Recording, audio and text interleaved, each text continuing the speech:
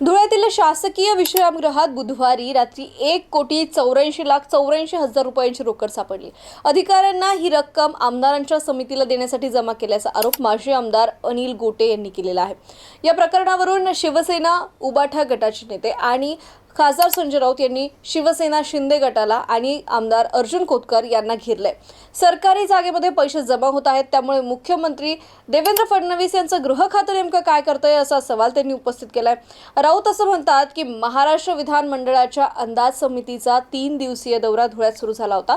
या दौऱ्याच्या शासनाची जी विकास कामं झाली आहेत ती योग्य प्रकारे झाली आहेत की नाही ते तपासण्याचं काम अंदाज समिती करत असते। पण धुळ्यामध्ये या कामांमध्ये प्रचंड घोटाळा झाला आहे, भ्रष्टाचार झाला आहे।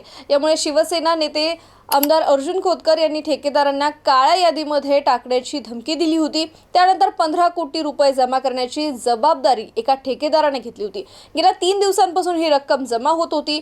5 कोटी रुपये जमा झाले होते, उर्वरित 10 कोटी रुपये नंतर जमा होणार होते असंही राऊतांनी म्हटलंय। शिवसेना नेते आमदार अर्जुन खोतकर यांना वाचवण्याचे प्रयत्न सुरू असल्याचं ही देखील त्यांनी म्हटलं आहे। अंदाज समिती, विशेषतः समितीचे अध्यक्ष अर्जुन खोतकर हे किती भ्रष्ट आहेत ते समोर आलंय। 15 कोटी रुपये जमवण्याचा हा प्रकार जो आहे तो उघड आलेला आहे। खोतकरांनी यातून वाचवण्याचा प्रयत्न सुरू आहे, पण हे प्रकरण ईडी किंवा सीबीआय कडे देण्याची गरज आहे असं त्यांनी म्हटलं आहे। तर या सगळ्या प्रकरणावर मंत्री अर्जुन खोतकर यांनी प्रतिक्रिया दिली आहे। सरकार आणि समितीला बदनाम करण्यासाठी हा सगळा प्लॅन असल्याचं त्यांनी म्हटलंय।